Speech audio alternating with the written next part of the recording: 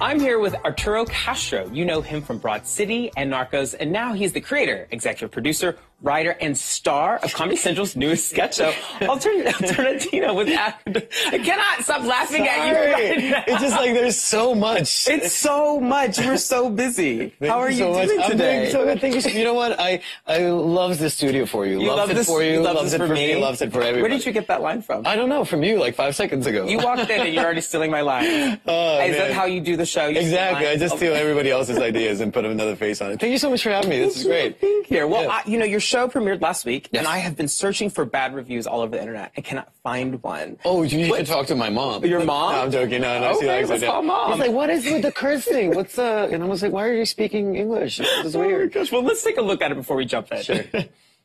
So just listen. When boys and girls get a little older, they start getting interested in one another, right? You know, and non-binary people, agendered, intergendered, FTX, gender fluid people. What? There's more than just boys and girls now, Dad. And they're not girls, they're women. Yeah, okay. Okay, sure.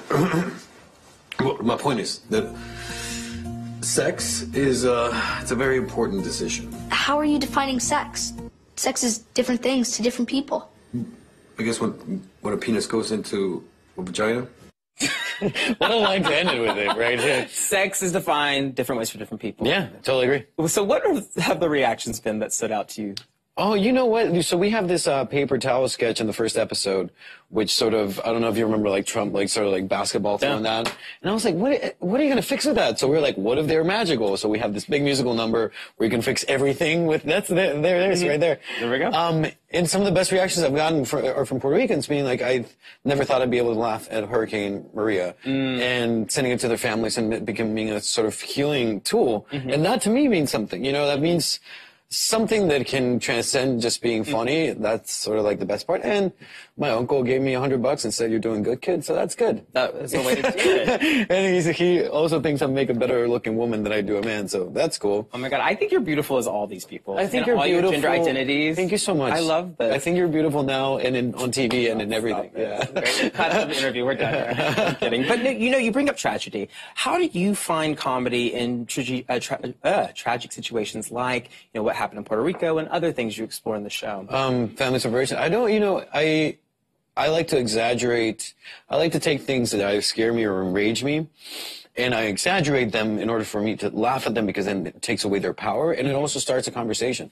Like today we have, on today's episode, we have a sketch about cage-free kids, basically a new ICE program making cage-free, no antibiotic, grass-fed children. Exactly. But you should. But you should also be like, that is ridiculous. But that's exactly what you're saying. If you support these policies, the children are animals. So I was like, let's take it further, you know? So that's how we explored it. But we explored it with a kind heart. We never make fun of the tragedy itself. We just like put an absurdist turn on the people that promote it. You know? I love that. So you play 45 different characters in the show. Do any of them pop up in your everyday life? I think you might think I'm lying, but like Jekka, right, the redhead. The thing is, you love her. I love her because I got to shave my legs for the first time in my life, and it was very complicated.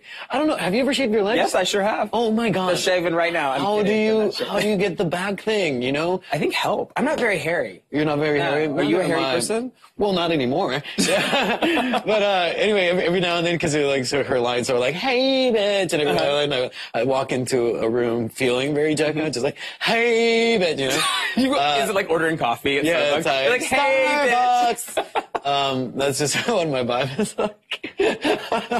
Oh my God. So, speaking of, do you love that for me? I love this for you. Thank you. I've said for you. I have not laughed this much in a while. That's and in great. Trump's America, you need to laugh. You need to, yeah. So, you know, you have really famous roles from Narcos and Broad City. Right. Do you ever get recognized as those roles out in public? And which one comes up more? I mean, I live in Brooklyn, which is sort of the Broad City epicenter. But if you're ever by the financial district, it's like, bro, I love that Narcos, bro. And you're like, thanks. I don't know why you're yelling at me. You're my.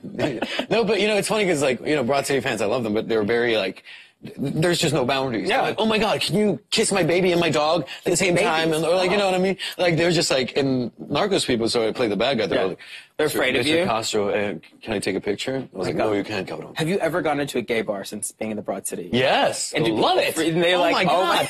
I'm telling you, one of the happiest days of my entire life was the first gay pride parade we did on the Broad City float. Because I've never seen like so many millions of people being, it was just such a love fest all around. It also sort of felt like we had gone to the moon and come back and somebody was throwing us a parade sort of thing.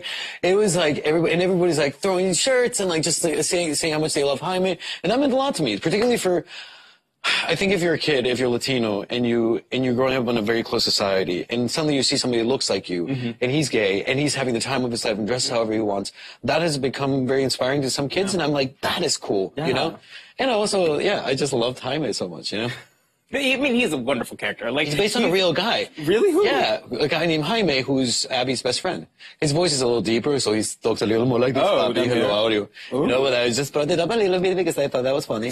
You can do that so I do that in the mirror every day. I'm going to take classes from you. So, in this new show, you play a ton of roles in terms of, like, your executive producing, your writing. Which hat do you enjoy wearing most? I mean, obviously, I enjoy performance a lot, but there's something about being in the writer's room and sort of, you go to work and you make each other laugh all day and you just top those, right? And then you take that idea that was in your head, you give it to these other professionals, and they're like, oh, I know how to build this. So it's almost like somebody went to you when you were like 3 years old, like, what do you want to be today? And you're like, oh, no, a pirate. All right, sure, let's build a pirate ship. And you're like, we're building a pirate ship? You know? Sometimes I'll just build, we'll just pitch sketches just because I want to be a robot, you know? Are you surprised that people say yes to these sketches sometimes? Yeah, sometimes I'd like put them through just to like mess with people, man. Test boundaries. Yeah. Like what you do. I was like, we really need this helicopter dildo to be in this one scene. Helicopter and they're dildo. like, and just over the phone, they're like, okay, so we see where everything else is going. So where's this? I was like, without that, there is no show. And like, they go with it. So watch for helicopter dildo. You know what? I'm so the sequel. We have to wrap this up, even though I could do this all day, because helicopter dildos are things I did not know I was saying on a Tuesday. Yeah, exactly. Tuesday morning. Well, you can see Arturo and all of his alter egos on Tuesdays in Alternatino with Arturo Castro at 10:30 p.m. on Comedy Central. You nailed I got that down. Yeah, I loves it for you. I loves it for all of you. Thank you so much, guys. I hope you watch the show.